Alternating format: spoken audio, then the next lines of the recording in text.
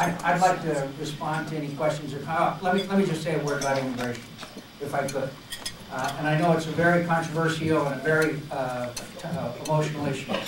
I believe the facts is that we got 11 million people in this country who are here illegally.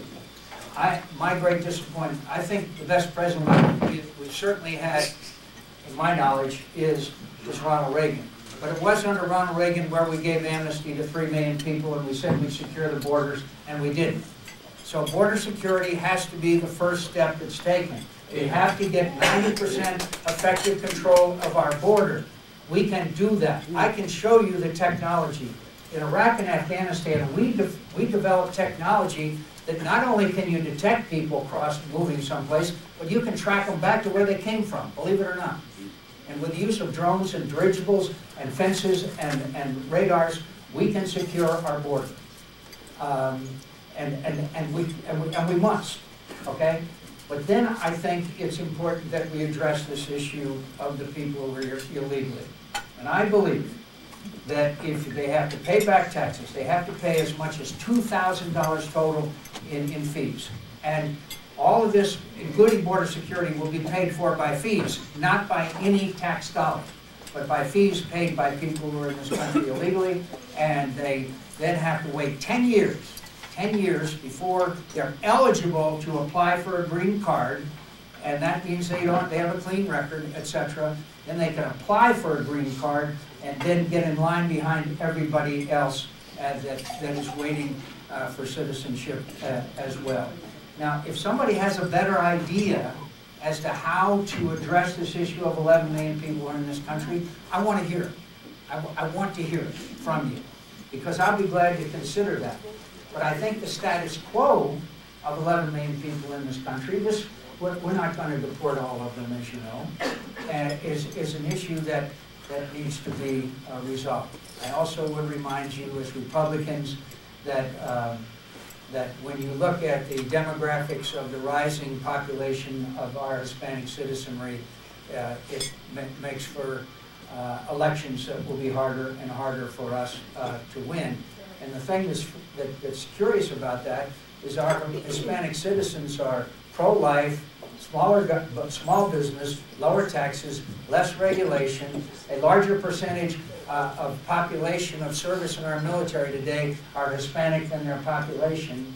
Everything about our Hispanic citizenry should be attracted to the Republican Party, as far as my knowledge is concerned, showing polling data. And so we're going to have to get on the playing field so that we can get the Hispanic voter, compete for the Hispanic voter as well in our state across the country. I believe in this party. I believe that we are going to have a great candidate in 2016. Won't be me, by the way. After I lost last time, I slept like a baby. Sleep 2 hours, wake up and cry. Sleep 2 hours. So anyway, with that, I'd like to thank all of you. We've got a lot of work to do. It's not that long before our primaries, and it's not that long before a general election. We need to elect a Republican governor, and we need to have a Republican legislature, and we need to have the top of our ticket as Republicans in the state of Arizona. And let's unite behind whoever wins the primary, please. Thank you. I'd like to answer. Yes, sir. Question, sir. Yes, Senator, if I may quote, the United States shall guarantee to every state in this union a Republican form of government and shall protect each of them against invasion. What we have is in excess of 30 million foreign invaders. Now, what you have said is that with a few minor penalties, you are going to reward them for criminal action. What other crimes do you plan on rewarding people for? What is your solution to the problem, sir? What is your solution? To start, where's that damn fence? No, I'm asking you for your solution to the 11 million people that are here illegally. What's your solution? To begin with, seal the borders. I want to know what you do with the 11 million people that are already here, sir. I don't think you can answer my question. I could answer it better without interruption, sir. I'm not interrupting. Once the borders are sealed, if you stop the welfare, the free housing, the food stamps to these people, many of them will self-deport. For the rest, we should build camps similar to Sheriff Joe's. We should put them in them.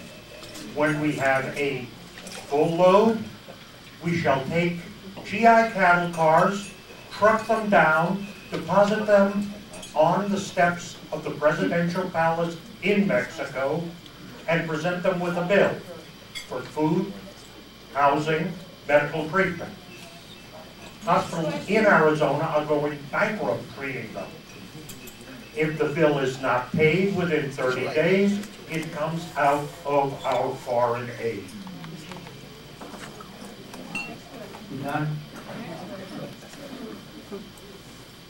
Hard for me to respond to something that ludicrous. But I will say this, sir, that I'll be glad to show you a study from the Congressional Budget Office. It said that if we enact immigration reform, it will increase our gross domestic product by 2%, that it will save the Social Security Trust Fund because of people paying into it, and it will be good for America's economy.